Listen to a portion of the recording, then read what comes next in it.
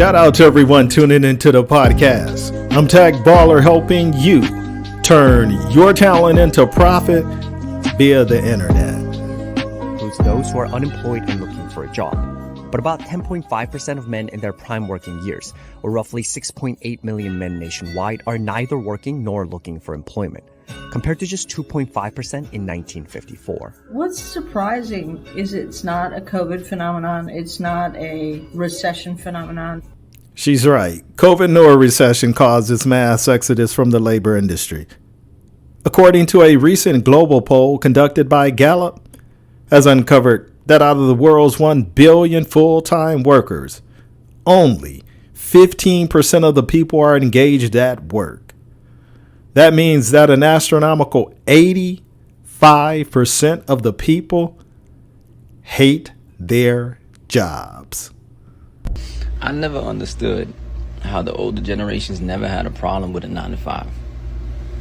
Like, genuinely, I can't understand or grasp my head around the concept of trading my time away for a set amount of money, for a low set amount of money. That my mind. And it's not the work that I'm having a problem with. It's, again, trading my time for money. That just, and then you think about it.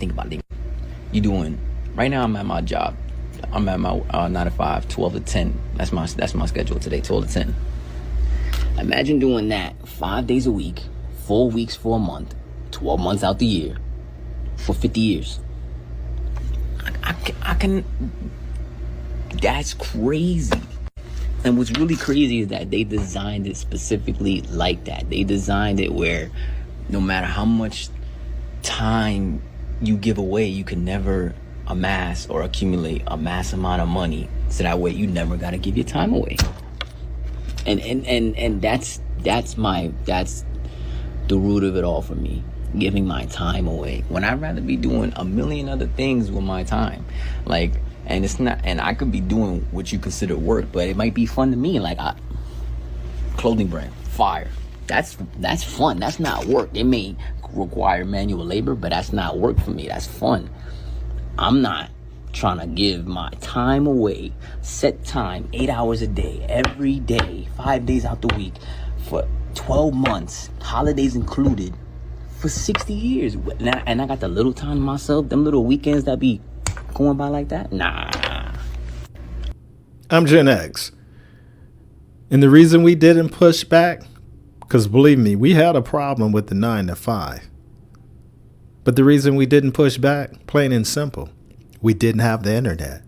That's the game changer. Gen Z grew up with the internet. As a matter of fact, they're digital natives, meaning they have little or no memory of the world as it existed before smartphones. Think about that. They're tech savvy, the most informed and on track to becoming the most well-educated generation yet. See, they understand their time is the most valuable asset. And with that being said, they're escaping 9 to 5 by turning their talent into profit via the internet, while creating a 6-figure remote online business that finances their lifestyle, living life on their terms. That's the new rich. Most of them don't even have resumes. They're not trying to work 40 years, retire, and die. That motto is dead, no pun intended. And apparently they can show you much better than they can tell you, because they're leaving the U.S. workforce in droves. You don't believe me? Here's the receipts. In 2022, 50 million people quit their jobs, known as the Great Resignation. Many economists say 2023 was the real year of the Great Resignation. That's when 70%, you heard it right, 70% of Gen Z and millennials walked off their jobs with no plans for returning. Meanwhile, 2024 is on steroids, dubbed as Great Resignation 2.0. Although 2022 was the height of it all, with a record number of nearly 5 million workers each month quitting their jobs. New research from Microsoft, LinkedIn, and CNBC forecast that nearly 50% of the people plan to leave their jobs in 2024. And now, just in from All Work. Freelancers are hijacking the U.S. workforce in real time and will complete the mission by 2027.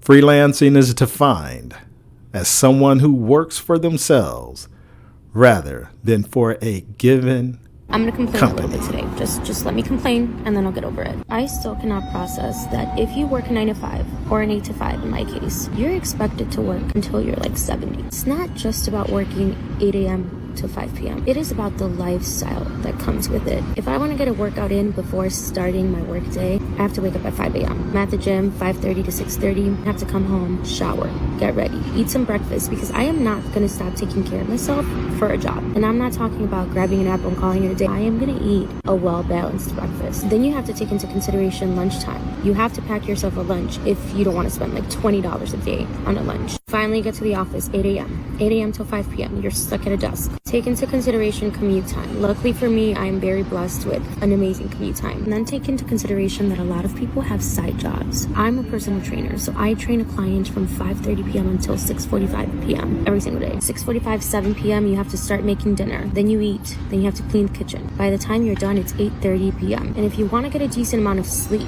in order to wake up at 5 a.m. again, you have to be in bed by 9 p.m. So you're telling me out of your whole day, you only get 30 minutes to yourself to either do skincare, recheck your lazy, okay? I've had 3 jobs at once. It's the fact that the older I get, the more time I want to invest in myself and not on anyone else's business. This morning, it just really hit me. I really have to do this for the next 40 years. I'm not, because I'm working on my own things, because I don't want this for myself for the next 40 years. Shout out to Gen Z for seizing this monumental opportunity. The internet has changed the game. They didn't march, protest, vote, or ask for permission. None of that. They acted. This is the greatest time to be alive. Whether you are a writer, artist, chef, personal trainer, good parent, jewelry maker, or whatever you do can be done online. Just think, the very day you launch, you're not limited to a local, state, or national level. Instantly, you have global presence. It's over for the labor industrial complex. Both men and women are checking out. Throughout this entire CNBC video, they didn't interview any workers, let alone the age group that was being discussed. They never even mentioned the word remote business, great resignation, gig work, gig economy. It's ironic because they're the source of the news articles I used to create this video. But for some reason, they can't figure out why men are leaving the workforce. Make it make sense. That should tell you everything you need to know. They don't want to bring any attention to the demise of an already fleeing and crumbling industry. But it's too late. The pandemic woke up everybody. The cat is out of the bag. Everyone and their mother is trying to escape the matrix. And you know what? Most problems in this video, they've always existed. But you know what hasn't? The internet. That's the difference that makes the difference. See, guys are trading in their 9 to 5s to become digital nomads, passport bros, expats, world travelers. I dub them all as tech ballers. What is a tech baller? Anyone who turns their talent into profit via the internet by creating a 6-figure remote online business which finances their lifestyle, living life on their terms. That's the new rich. And that's what the guys are doing. I think there's only one certain way you guys can go out there and make money. That's not true. There are hundreds, even thousands of ways you guys can make a living while working from your laptop. What types of businesses work well for digital nomads? E-commerce. Recently, I think Airbnb is actually quite a good one, but it might be a little bit more trickier. Social media marketing agencies are also a very good one. Anything to do with like freelance work or like content creation or any kind of digital services or digital products, I think those are excellent. So yeah, I think those are like the top ones right now. But also, you don't have to be like this entrepreneur and start your own business, you could also just do, like I said, freelancing or just do work from remote. There are 5 main types of business models that work really well for digital nomads.